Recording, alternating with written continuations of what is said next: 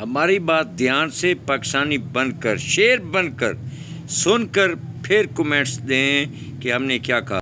पाकिस्तान और पाकिस्तानियों की बात करने से पहले मैं ये बात अपने घर से शुरू करता हूँ। मैं कुरैशी हाशमी हूँ और कुरैशी हाशमियों में अबू जहल भी था, अबू लहब भी था, अबू तालिब भी था।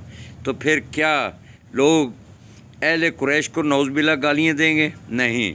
इसी तरह पाक आर्मी को ना कोई गाली देता है ना कोई देगा। पाक आर्मी का नाम हमारी ज़मानत, हमारी ज़िंदगी की ज़मानत और गारंटी है। अगर उसमें 1 2 3 4 5 अबू जहल, अबू लहब, अबू तालिब की किरदार में खड़े हैं तो खुलकर सोशल मीडिया में उनके बारे में बताया जा रहा है। उनको सोचना चाहिए कि वो इदारे के बड़े बड़े हैं और इदारों के बड़े बड़े ये सोचते हुए कि या वो अपनी तस्दीक उनकी खामोशी कर रही है या तरदीद वो क्यों नहीं कर रहे कि हम ऐसा नहीं कर रहे। मुल्क उनका नहीं, मुल्क पूरे पाकिस्तान के लोगों का है। इसी तरह सहाफ़त की बात करूँगा।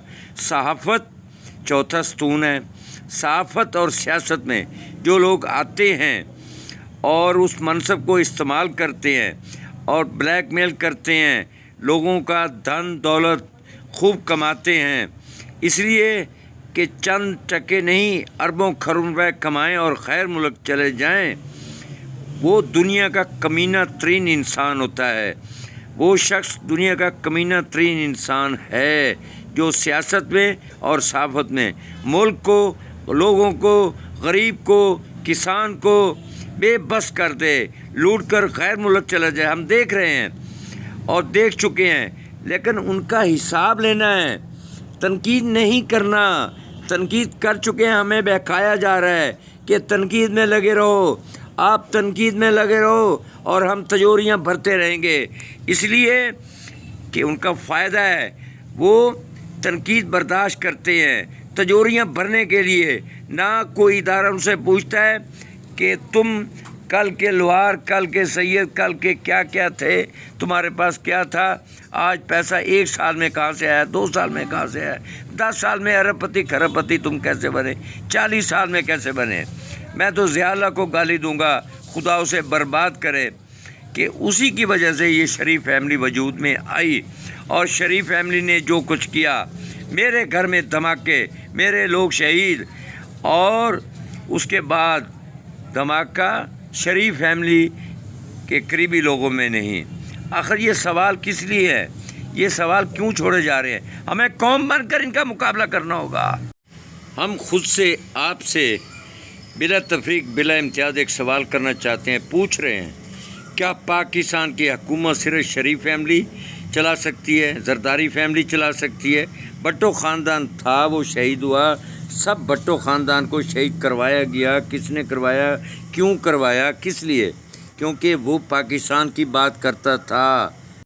हम कई बार अपनी गुफ्तगू में ये कह चुके हैं कि इदारे कभी गंदे नहीं होते।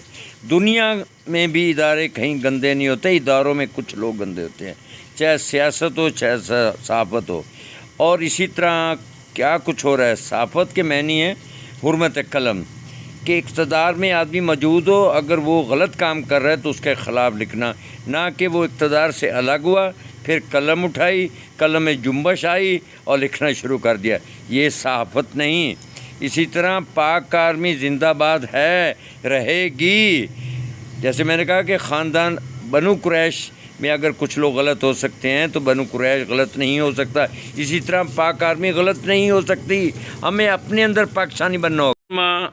मरियम नवाज़ इस वक्त वज़ीर आला हैं, अल्लाह ने उसे इज़्ज़त दी, फार्म नंबर 47 पे ही सही।